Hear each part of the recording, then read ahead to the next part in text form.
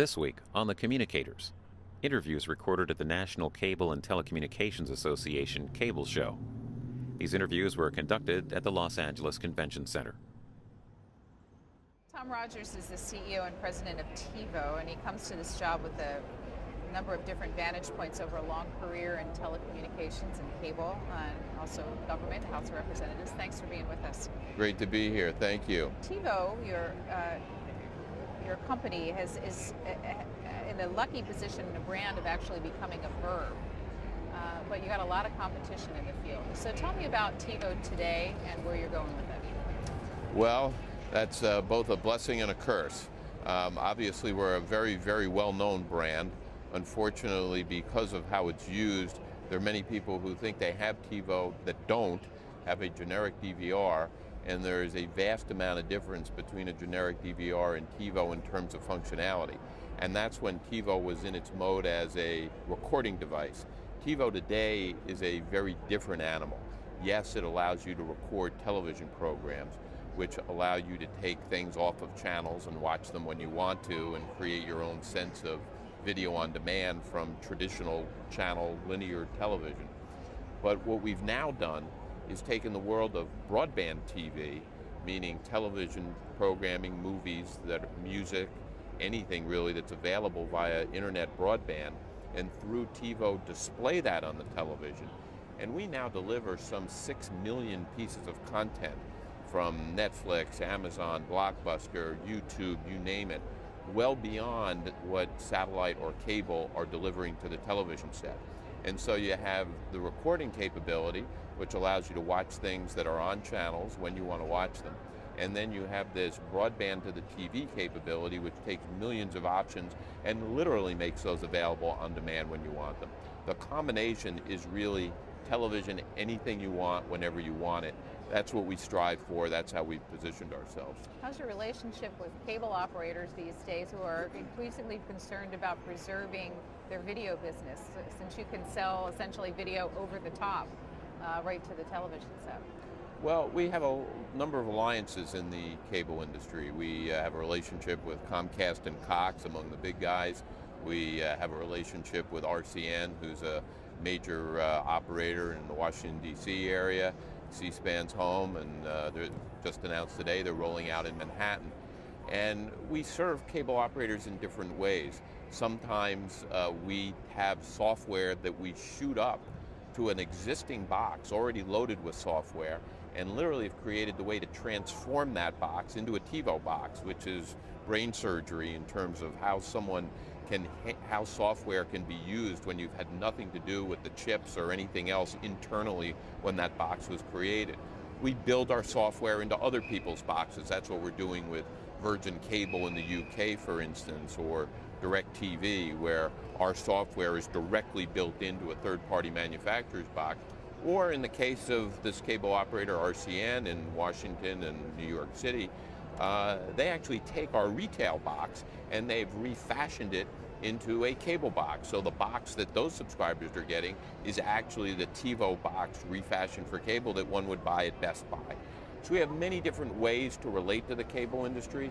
We are able to evolve and handle quite flexibly various technological approaches.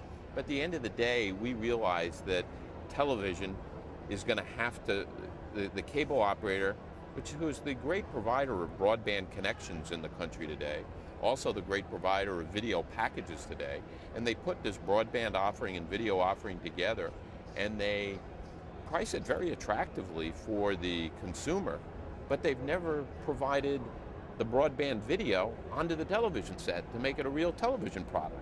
And that's what we can help them do. Take their world, which is already one where they're offering broadband and TV, and make it into a single product where people can use the remote control, get it on the TV where they'd like to see the movies that are on internet distribution. Let me go to the content producer side of this, which is a perch you've had for a long time. They're increasingly wondering how they're going to recoup their production costs as the product is more ubiquitously available in these other platforms. What would your view be on how to monetize and preserve the capital to be able to produce more content? Well, one way we help do that is to open up the possibility for more and more content to get in front of the consumer. We have models where you can buy a movie in digital form, and so it's there for you always. And if you don't want to store it on your recording device on Tivo, you can create a digital locker through Amazon and say, hey, Amazon, store this for me and let me retrieve it when I want to. One model. Another model where you can rent it as a well-known video on demand that cable has. Only with Tivo you can do that across tens of thousands of movies and television shows that go way beyond what cable video on demand or satellite on demand offers today. And we support advertising models as well. The issue that I think is most difficult for the program content side to handle, and Tivo, quite frankly, spawned this issue, is the fast forwarding through advertisements, which is one of the things that people do when they realize, wow, I can have control of my television set. I'll watch what I want to watch, not what somebody else wants me to watch, and often that means fast forwarding through the commercials. And we sat down and said, we can't simply enable the consumer to do that without having a response for the industry, for the business side, to be able to create an advertising model that deals with that. And so we've created a lot of ad solutions, ways for advertisers to still get their ads in front of the consumer on the television set, and with HD television, those ads can look better and interactivity can look better than ever. But you got to recognize that people aren't going to sit there and say every 7 minutes, I'm happy to watch a commercial pod. And so the industry has to recognize that advertising can work, but it's going to work differently. You're also at the same time collecting a whole lot of data about viewers' choices. Two questions about that. First of all, how does that help advertisers with the kind of very specific data that you're collecting? And secondly, comments about privacy issues.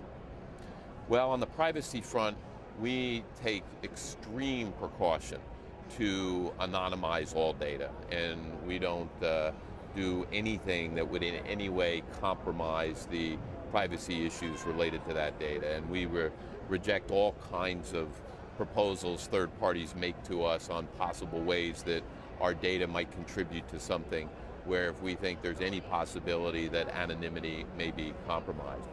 The value of this data is huge. We actually measure every second of all viewership coming through these boxes. So we're processing about 1 billion pieces of data a day coming out of set-top boxes. And we can tell an advertiser on any channel, in any day part on that channel, in any program on that channel, in any advertising pod, in any commercial within that pod, in any second within any commercial, how many people are watching and who aren't. And why that's critical is with almost a third of homes with Tivo DVRs in them today, you have vast number of people, particularly with entertainment programming, fast forwarding through the ads. And advertisers have to know, just like they know on the internet, who's coming to the ad and who isn't. Simply saying you put an ad out there and therefore it's being seen no longer works. And to rely on data that simply tells you that and nothing more than that your ad's been out there, doesn't really give an indication any more than it would on the internet if you couldn't measure every click as to whether somebody's actually gone in the ad or not. So we essentially provide internet depth, click-by-click information for the television set, which we think is going to help the television industry dramatically, because one of the big issues for them is competing against the reallocation of ad dollars to the internet. And the only way to really fight that is to come up with metrics and audience measurement mechanisms that make television every bit as measurable and accountable as the internet is. And that's how we do it, with that kind of granular data. What did the last 2 years of economic downturn do to your business? Well, in like every consumer electronics category, it got hit some, although consumer electronics overall, I'd say, held its own against the decline in discretionary spending. And I think surprised many people just how solid the consumer electronics sector could be. I think there was some degree of people staying at home more, therefore in-home entertainment became more important. Being able to get any movie from Amazon or Netflix and have it right at your remote control and your fingertips We saw an awful lot of people adapting to digital entertainment, and it was just an immensely cheaper way to consume something than going out for dinner and movies. And on the other hand, we continue to have the challenge of generic DVRs and the competitive issues those create, while at the same time we are building our relationship with the very operators who provide those generic DVRs, who are becoming our partners more and more. So there are a number of issues in there. It wasn't all a function of the recession and consumer response, but I think that as high definition televisions continue to grow as the biggest expenditure in terms of a consumer electronic device in the home, people want to be able to fuel that high def set with the most possible choice and content. Everybody wants to be able to have what they want when they want it. And there are very few ways out in the marketplace to truly accomplish that today if you're a cable subscriber. And what Tivo does is give you the ability to do just that. Understanding the need to be cautious as the CEO, can you explain to me from at least 20,000 feet what the issues are around your suit with Charlie Ergen's company? Well, our suit with Charlie Ergen's company, which is Dish, EchoStar, the second largest satellite company, yeah. and the third largest overall multi-channel operator in the United States. They basically have been using our DVR technology without our permission, and we've had a multi-year fight, and we've won every round of it, including the Court of Appeals twice, having upheld the lower court ruling that they violate our patents, and hundreds of millions of dollars have been awarded, and an injunction is scheduled to go into effect in the near future, which we hope will lead to a resolution here. But along the way, clearly the value of our intellectual property, of our recording technology and the whole DVR area that we invented, is being respected much more than used to be the case. And with an injunction, what will happen to the homes that have the technology? Well, the injunction says that he would have to shut off the DVR capability, but I think a smart businessman would come to understand that we are here to do business with and find the right way to do business with us, as we have done deals with Comcast and DirecTV and Cox and a number of others. So you'll have to stay tuned and see how that plays out. Going back to the changing consumer demands, as it increasingly becomes Mobi, demands for mobile access, what does that mean for your business? Well, we think most television people would prefer to watch on their television set. I mean, for us, first and foremost, it's about the TV experience. And all these movies that are available now on broadband, on the internet, people don't really want to watch them on the laptop. Sometimes they have to. Sometimes they don't have an alternative. But if you have the ability to watch something with all the crisp clarity of a high-def set, that's where people prefer to watch it. Having said that, we've been on the forefront of making sure that recorded program could get to your iPhone or your mobile video device very easily, and we have very easy ways of being able to transfer a Tivo recording to a mobile device. Increasingly, what we hear from subscribers is that they care possibly more than viewing something on a mobile device, that they use their mobile device to be able to control what's going on in their television set. For instance, the ability to pull out your mobile phone when you're out to dinner with somebody and you hear about a new television show, says, oh, I didn't know that was on, but you're out for the next 3 hours and you can't get home to record it. Being able to flip out your phone, punch in a code, boom, send a signal to your Tivo to record it, being at the office, being able to get on your computer and do the same. A lot of the command and control functions from a mobile device have immense popularity, and so we spend as much time thinking about those issues as the issue of transferring things for a mobile device for purpose of being able to view them later. Two last questions for you. As a employer of people who need to be constantly developing new technologies, How do you feel, and it's kind of graduation season now, about the graduates coming out of U.S. schools and their ability to perform the kinds of creative technology development that you need as an employer? Well, we really operate at the cutting edge of video technology, and as a result, most of our hiring of engineers and technical talent are people that have had some significant experience, and we are not a huge employer of recent graduates, although in other areas beyond the technology development, certainly we do. Our core of our engineering work is done in the Bay Area and Silicon Valley. We have the guts of our media work in New York on the East Coast. We consider ourselves part media company, part technology company, and you really have to operate in both coasts to be able to draw from the workforces that have the skills and expertise in each. We hire quite diversely from many countries, so we have a number of engineers who came from abroad and may have studied here or studied abroad actually and came to the United States, and we find that's also a high quality source of hiring for us. I would say that the interest in this area of where consumer electronics, software technology, media, and the future of how all that comes together in how it affects people's lifestyle and their ease and ability to get through and enjoy every day, there's massive interest in that. And as a result of the amount of interest, I think the best and the brightest are drawn to this area that we inhabit.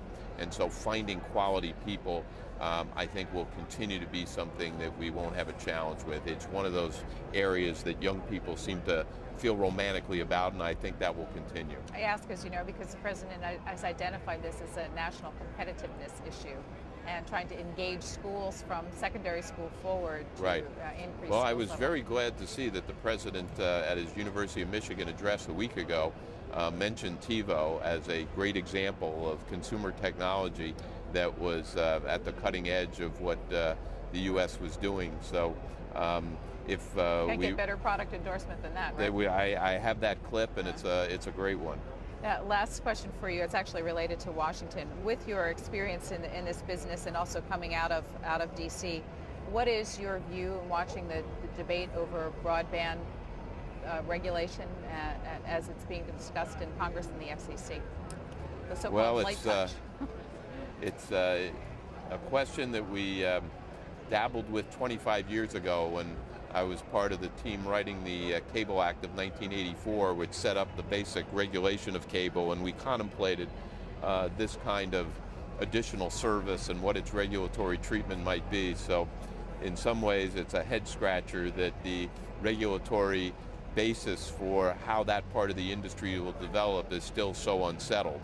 I will say that I think the FCC focus on the television aspects of broadband policy and how it can create that much more choice and competitiveness in the television world is a great way for policymakers to think of how the right regulatory scheme for broadband can really help drive one of the great economic engines of this country, which is the entertainment industry.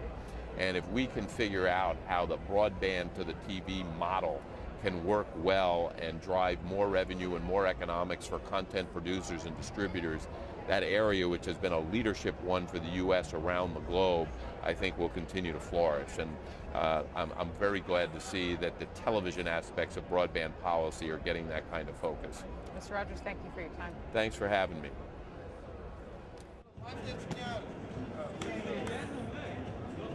John Landgraf is the president of FX Networks. Thanks for being with us on Communicators. There's so much discussion at this Los Angeles cable show about migration of audiences to other platforms. What's that mean for your business? Well, I think the biggest issue we face really is the DVR. You know, there are a whole lot of other emerging platforms, and in the aggregate, they do make up some siphoning off of our audience. But the biggest challenge we face is that people have this wonderful device in their home. It gives them ultimate flexibility in terms of how they consume television. And that flexibility includes the ability to skip through commercials. So, typically we see our shows, the rating will go up about 50% in our key demographic once the DVR data is factored in. And of the people that watch it on DVR, most of them don't watch the commercials. And that makes it just more difficult to sustain a large and robust slate of original programming. We just talked to Tom Rogers of Tivo, who's told us that Tivo is well aware of this and has been working over the past few years to get advertisers material in front of eyeballs using other kinds of technology. Are they doing that successfully in your eyes? I can't really comment on whether what Tivo's doing is working. I can only tell you that advertisers the satisfied? DVR is an ad skipping technology. That's what it's a time shifting and ad skipping technology. Most of the people that watch shows live or live plus same day, even if they use the DVR for pause, do watch the commercials. But once they wait, they don't. And so the difference, for example, we have a show on the air called Justified right now. It's a very, very good, very critically acclaimed show. It's being watched on average in our key demo, which is adults 18 to 49, by about 4 million people a week. But we can sell 3 million people from an advertising standpoint. So the DVR is enabling 1 million viewers a week, or approximately 25% of the audience, to skip the commercials. Now, of course, there are people that may be buying it on iTunes. There may be people watching it on VOD. There may be people ultimately watching it on Hulu. But the biggest issue we have in terms of loss of commercial messaging is the DVR. But all of those other places in which you can watch, you do get revenue, but the percentage of revenue is so much lower than traditional advertising. Yeah, not an iTunes purchase. I mean, actually, the economics of a pay-per-view are pretty good. But once you get beyond that, right now we don't get commercial revenue from the VOD stream. Although, where I would agree with anybody who's experimenting is that there needs to be a lot of experimentation, and there needs to be a lot of attempts made to try to figure out what kind of commercial messaging is usable in all these ancillary streams. But then when you look at it from the advertiser standpoint, it matters to them when the message appears. They want it to appear within a limited number of days because they have a very elaborate, carefully conceived media plan. So it's not the same to them whether somebody watches it the night it airs or somebody happens to catch it on a different stream a month later. And right now we have no means of selling that downstream view to the original advertisers. They're only willing to pay for 72 hours. And so that million viewers that we lose is really viewers that watch it outside of that 72-hour time frame and don't watch the commercials. I think of cable industry efforts such as Canoe to address some of the concerns of advertisers. Such as what? Canoe? I would love to see targeted advertising. I think one of the potential solutions to this challenge is less advertising, but advertising that's more relevant to the individual consumer.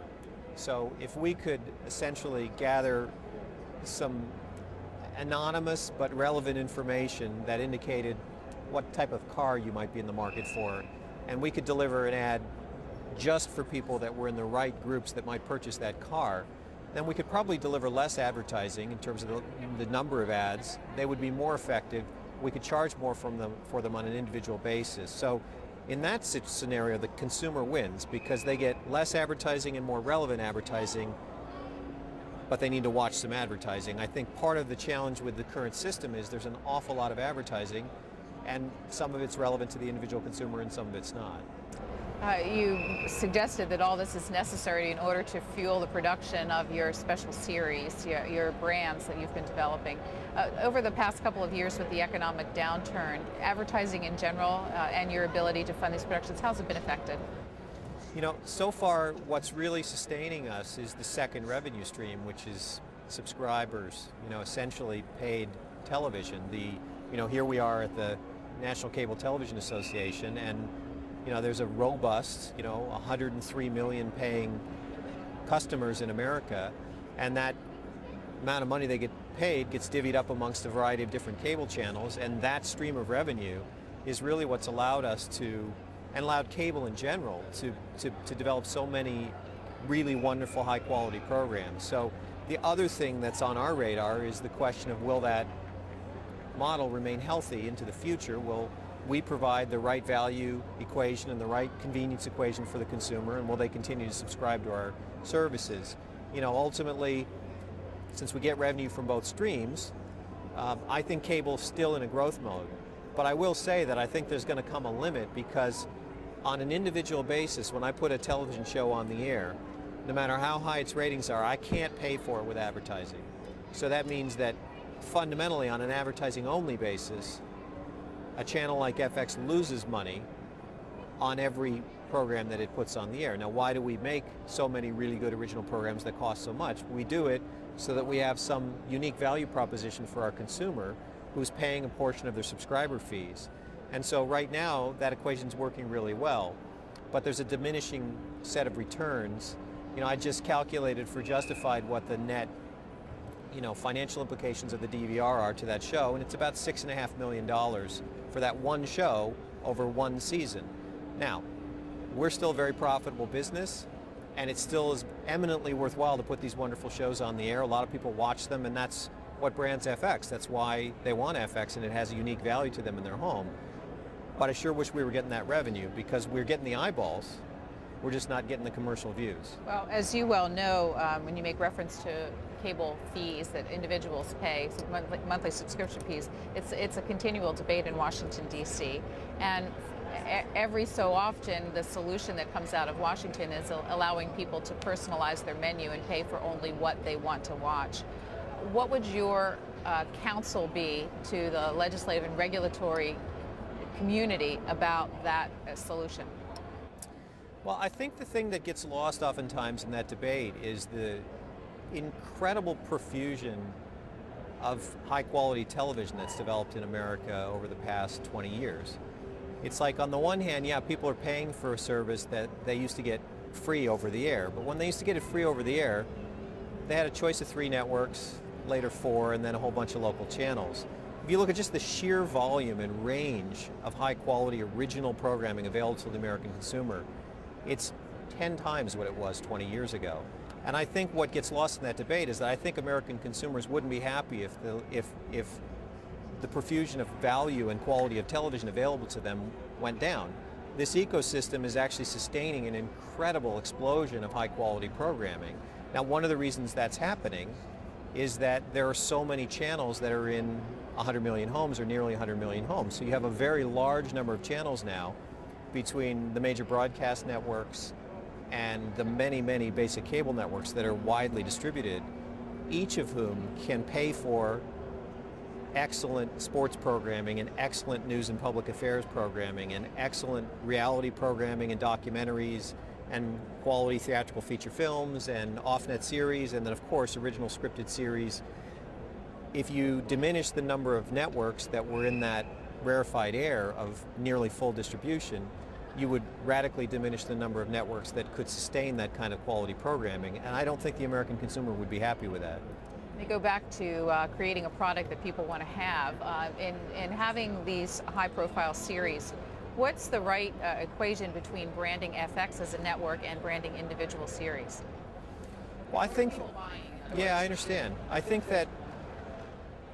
one of the things that cable is able to do, since it is, FX as an example is a channel that's in about 97 million homes. So that's a large channel. It's quite widely distributed, but we don't have to reach, everybody in every home with the same sort of broad brush that a broadcast network has to sustain that large primetime audience. And so what that allows us to do, and I think many channels have taken this leeway and really run with it in very positive ways, is it allows us to pursue a specific brand sensibility. Now, in our case, coming back to your original question, artistic license and creative freedom is a very important part of that brand sensibility. When you have a large broadcast network, every creative person, every writer, every producer, every actor that comes to that network has to be put through a filter that asks the question, what will people between the ages of 2 and 80, and men and women of all ages, think of this choice creatively? We don't have to put things through that brand, that broad a sensibility. We can say, well, this person has a very unique and very specific vision for how they want to tell stories, for what characters they want to follow. We're energized by that vision. It entertains us.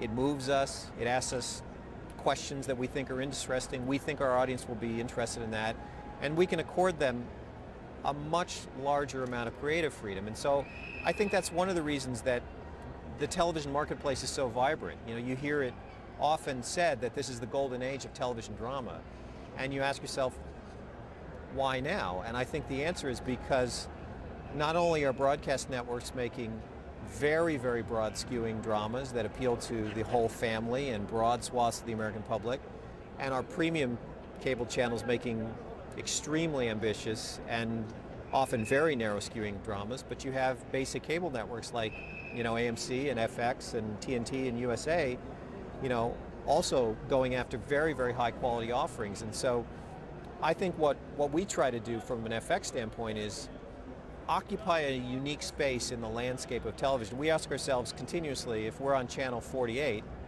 or channel 248, depending on what system you're in, how do we get someone to change the channel and come find channel 248? You know, the networks are channels 2, 4, 7, but we're 248. And the answer is we have to offer something extraordinary. We have to offer something extremely original, and we have to have a specific sensibility, a specific brand that can be communicated to the consumer over and over and over again, so that the people who are aligned with us, not only demographically, but as we would say psychographically, you know, we program to men, women, and people, adults of all ages from 18 to 80, but I think the people that come to our channel want something a little bit riskier and a little bit more artistically risky and original.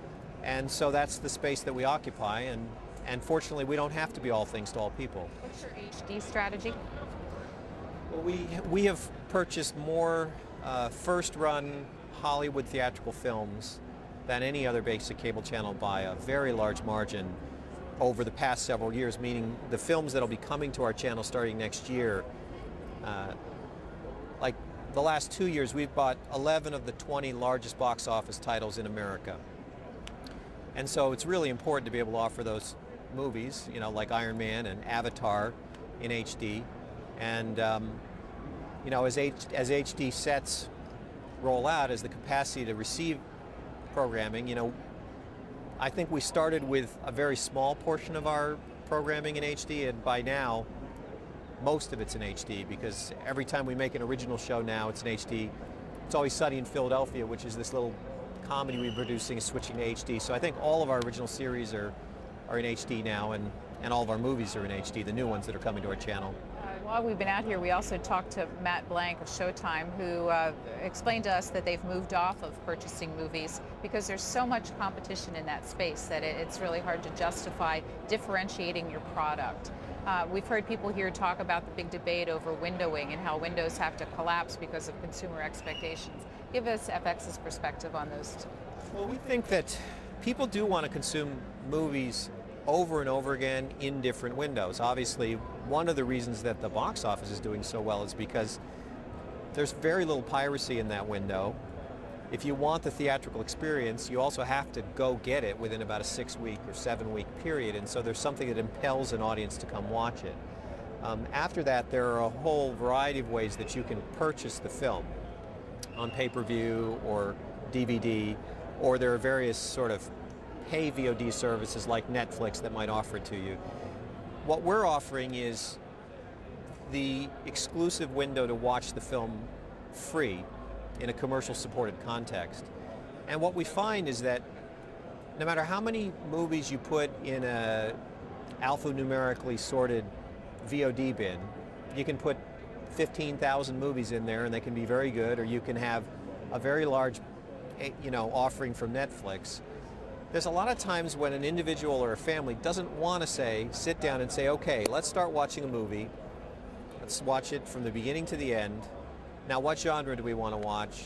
Now, let's cycle through these movies alphabetically, and let's have a debate, and let's figure out which one we're going to watch, and we'll start it, and oh, by the way, I got to get to bed now because I got work in the morning, so I'm going to pause it halfway through the movie. We'll come back and watch it tomorrow night. The truth of the matter is, one of the main ways that movies are consumed is you come home, you get the kids to bed, it's 8:45, you sit down, you turn the TV, you ask yourself what's on. you know you want to watch the local news at 10, or you got to be in bed by 10. You join a movie in progress, you watch the last hour and 15 minutes, you're glad it's going to be over at 10, or you're glad it's going to be over at 11. And so far, nothing that we've seen in all the consumption that's happening in all these other movie windows has done anything to change the consumption that's happening in that free advertising-supported window. So from our standpoint, as long as we have the best Hollywood movies every year, more than anybody else, and they're movies that are going to appeal to a very broad audience, we feel really confident that the ratings are going to hold up very well, and we're going to do extremely well with that strategy. So you sound very bullish about linear programming on a conventional channel, even as there's more diversification and choice among the consumer. You know, I am bullish about linear programming. I mean, listen, I think that one thing that's really clear when you look at the data set is that younger people consume television programming quite differently than older people, in that they're just much more likely, partially because they may have grown up, you know, originally with Napster and other illegal means of, you know, acquiring musical content, and then maybe now they're using legal means, we hope legal means, but they became accustomed to sort of programming their own listening tastes. And now that's sort of continued to television. They're willing to spend more time to go find content, load it into these devices, or watch things outside of television. Older people, I fall into that category, you know, have a habit of sitting down in front of the TV and watching TV. I think one thing that's not clear to me is, as younger people age, because when you're young you have not that much money and a lot of time. And as you get older, you have more money and less time. And there's still nothing as convenient as buying a subscription to cable television, having it all there with a really good interface. And so part of my question is, will these young people who have established a different pattern for consuming media revert more to the pattern that their parents are using as they get older, when they have less time and more money and they want the convenience? Or as they get older, basically, will we as an industry continue to have to shift very radically in terms of how we deliver media to them? I can tell you that anecdotally, as much as people do want to be able to go get content when they want it, where they want it, and they want to be able to watch it on any screen from their, you know, from their portable device to their computer to their television, an awful lot of people seem to want to sit down in front of the TV, turn it on, and see what's on right then. And so we see all these things that are nibbling away at, you know, the linear ratings. Obviously the DVR, which we discussed, is one of them. Fragmentation, although one person's fragmentation is another one's proliferation of choice. There's obviously, you know, more consumption of video delivered over the internet, and now long-form episodes of television delivered over the internet. There's people consuming, you know, through Netflix and through, you know, my kids we have an Xbox, and the Xbox is connected to Netflix, and so we can go get movies and other things through Netflix. And yet at the end of the day, what we're seeing is the primary mode of consumption remains turn on the TV and watch a linear channel. So at the end of the day, I think our point of view is it's the same proposition. We have to provide value to the consumer. We have to provide them with an experience that makes them want to invite us into their home, makes them want to take their precious free time and devote a portion of it to turning on our channel and giving us their attention on our channel. If we continue to do that, we think we'll be a viable and vibrant business well into the future. That sounds like good closing comments, so we'll let it stay at that. Thank you very much for being on Communicators. If you're interested in viewing these or other interviews from the Cable Show, go to our Communicators website at cspan.org.